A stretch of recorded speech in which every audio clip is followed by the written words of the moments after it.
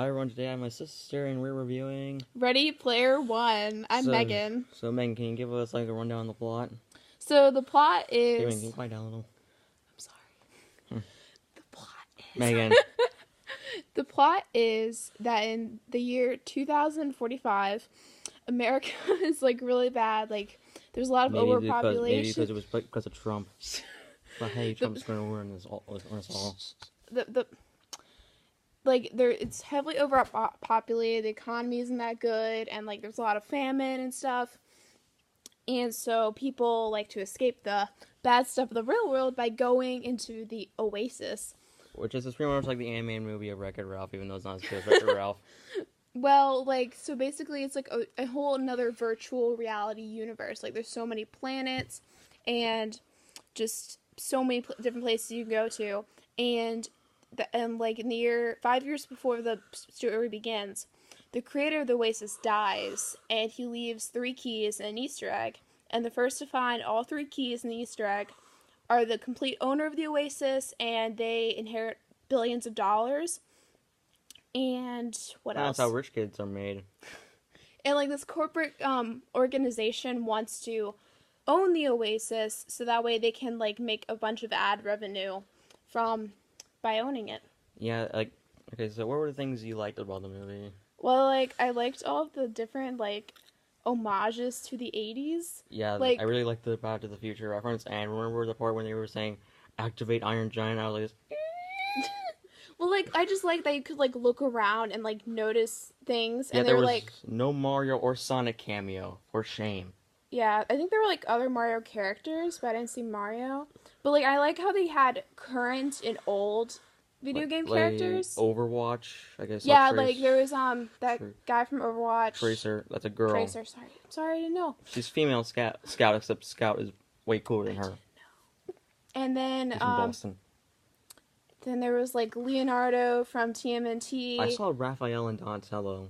Okay, then like it was a two. I believe it was them from like the Michael Bay movies. Okay. Like here's my. I don't want to get off topic, but here's the intro. The Michael Bay movies. They're the only Michael Bay movies I like besides the first Transformers. Even then, that movie was just okay. Okay. I liked... There was Chucky, there was the Joker, there was Harley Quinn, there was Batman. There were like multiple Batman stickers in the background. I believe like at one point where like he was going into the library for the second time, the person who was walking out was the Arkham Knight from Batman Arkham Knight. Oh, okay. There was like an alien avatar. And, like, there were, like, just different, like, all these awesome songs, and, like, there was, like, one thing I really liked was that, like, in the background at, like, H's place, there was, like, a t-shirt that said Save Ferris on it, which is from Ferris Bueller's Day Off. I've never seen that movie. Is it good? I love it. Like, pretty much, I do know that, like, in Deadpool, and this was pointed out to me by a friend, that, like, the post-credit scene from Deadpool was a parody of a scene from Fearless. I don't know how to say it. Ferris Bueller's Day Off. Yeah, that's kind of hard to swallow. And then, like, I liked all the songs. And, like, for me, I love George Michael / Wham. And there was, like, a George Michael song in the movie. Can I just say something real quick? What? Like, I find it funny how, like, the character named Wade, who, whenever like, pretty much, he says that his father named him that because it sounded like a superhero name. Yet, the actor who plays him, I forgot his name, he plays Cyclops in X-Men Apocalypse, so that was pretty cool. Also, that movie was underrated. If you think that movie was terrible, no, the movie was underrated. It's not as good as Days of Future Past, but it's still pretty good. Anyway, so, coming from a person who read the book, I, like... Wait, I gotta point this out. You pointed this out to me, but in one of the posters, his leg was like, was pretty much like a giraffe's neck. His leg was super long in the poster. Is he part Elastigirl from The Incredibles? I don't know, man. Maybe he is. Then, so, I can't remember, you keep interrupting me and I can't remember what I'm talking about. So I read the book, and I, like, all the challenges they do are not aren't from the book at all. But I like it when, so the author co-wrote the screenplay, and I like it when movies make references to the book, but, like, the plot isn't centered around it. Like, I guess it's, like, spoilers territory now. Yeah, but I highly recommend the movie. Go watch wait, what it. did you give this movie? I would give like an 8 out of 10. Yeah, I would give it 8 out of 10. Okay, It had pacing problems, I think. yeah, I was just bored sometimes. Like, the Yeah. climax was pretty good, but just that there were sometimes where I just felt like, ugh, how long is this going to drag on for? It was one problem I had with, like, the Maze Runner Death Cure, where, like, even though the climax was really strong, especially this one point in the film, I felt it, like, dragged on for, like, while. Yeah, yeah. It was sort of like the climax of The Dark Knight, where you just, like, okay, I mean, okay, Joker, just give me a second to breathe. Now, where's that water? Okay, I'm ready. Put up your dukes. Okay, okay, this is a spoiler, but pretty can much I say Wade's. what I was gonna say? Wait, what would you get this movie? 8 out of 10. So back to what I was trying to say. Wait, was this better than Oh my A Wrinkle in gosh! Time? Let me finish my sentence. Sorry. Okay. So I like how it kept references to the book. Like in the book, in like the first challenge to open the first gate, he basically has to. Cheat. No. Like Wade, he has to basically reenact the entire War Games movie, which is an '80s movie. I don't remember that movie. Yeah, you've probably never seen it. I haven't either. But like in the second challenge, they like go inside The Shining, which I thought was really cool because I like never that seen The Shining. I have, but like they go inside a movie in like the first in the like the book, and like how they did that in the second book. Wait, Shh. Okay. Then another thing that I liked was there's like a section of the book where Wade talks about his like he basically goes to school in the Oasis, like his avatar is in the Oasis, and they like make a reference to the planet because it's like an entire planet full of thousands of schools on it, and there's like an image and like the name of the planet. Wait, can I say something real quick? Yeah. Okay, Yeah, one of yeah, my you can talk. okay, I've never seen The Shining, but I do know a lot about it. Mm-hmm. And I was just like, oh no, you better not go to those little girls. They'd be like this, come play with us. Yeah. And they'd be like this, Red Ram. Okay, one thing I do like about the movie is like some of the acting was good. Yeah. I was just like, there were some parts where I just felt like it was so cliche at some moments. Yeah. And there wasn't a lot And of character here's development. a problem. Like, you know how they were able to track down the Resistance? First off, like the guy who like captured Wade and like brought him to like the Resistance hideout. Okay, how did they know who that was? Like, how did they know who he was? That Percival. Second off, here's a plot hole. Like, wait, I don't understand how he got this like item that appears like this. If I just close it, boom, the entire Oasis gets destroyed. How did he get that? They don't really explain much. Not Are you talking about the bomb? yeah. The bomb like destroys. How did a he get pu- that? He just bought it.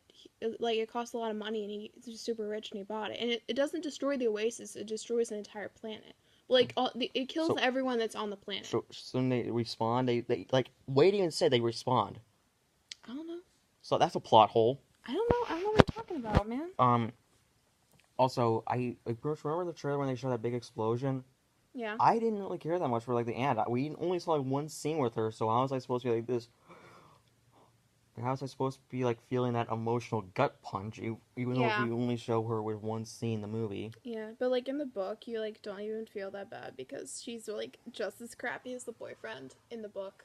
Yeah, and she looks like a drug addict. And like you do feel like some She remorse looks like Helena Bonham Carter. in the book, but you only feel remorseful for like one character. She looks like Helen Bonham Carter. Oh, I didn't get that. But I do admit that I do appreciate some of the video game references here and there.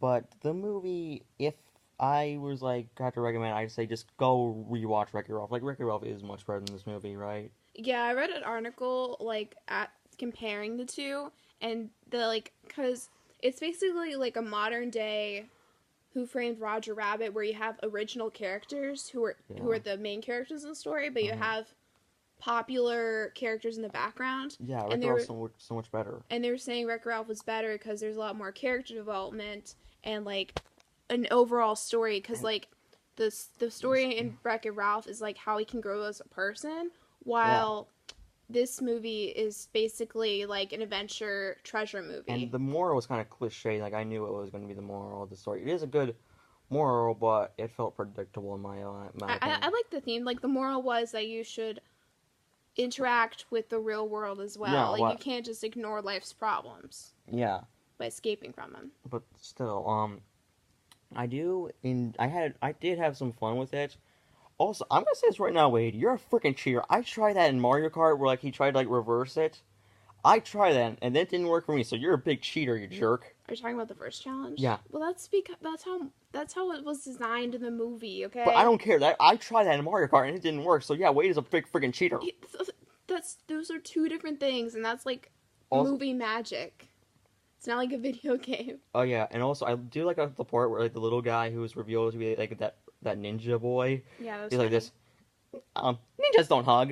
Yeah, the Ninja Turtles would prove you wrong because they hug a lot. Yeah. Well, I they're mean, like, I liked the side characters, but some of them were just bland. but I didn't care as much. Oh yeah, I really didn't care that much. oh yeah. Going back to like the whole the guy who's playing Cyclops in the new X-Men movies. In the X-Men universe, like pretty much Scott is dating Jean Grey, and Jean Grey is a ginger.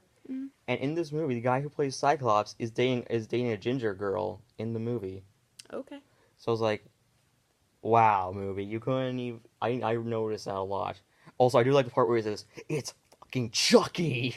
That was funny. So, would you recommend this movie, Megan? I would recommend it. Like, it's like a good time at the theater. And it's Like, one of the only 3 good video game movies.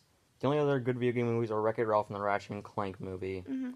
But I have to say, comparing this to Wreck-It Ralph isn't a good comparison. Since if I had to compare the two, yeah, Wreck-It Ralph easily beats it. Yeah. And even though we've only seen like 5 episodes of A Series of Unfortunate Events season 2, like even though we've seen like half the season so far, I'd say like A Series of Unfortunate Events season 2 is better than this movie. Well, yeah, like they're so different, and like you get more from the show because it's Yeah. like designed like it has a lot more time. Wait, For it. one more problem before we sign off is that I found it so cliche that the big bad guy was like this. I'm this big bad business guy. Yeah. I am trying to rule over everyone because I'm just such a stereotypical business guy. So have a good day, everyone. And, Wait, can I just say one thing? What? I like. It's like a fun time at the movies, and like but it can't be even boring. if you didn't like grow up in the '80s, and like like Stranger Things, I feel like you would enjoy like all the different '80s references in it. I do. I was just waiting for the part. And it's just like a fun time. Like there was a guy that was like the row across from us, and he was just like, ah, like ha ha, like. I wanted them to say this. Great Scott McFly. Yeah. Seriously, the guy has the DeLorean. You had a joke right there for you people. You could have just gone with the whole Great Scott McFly. Well, I like that there was the DeLorean But- in there. But still, everyone will review A Series of Unfortunate Events Season 2 as soon as we finish it. Have yourselves a good day, and bye. Bye.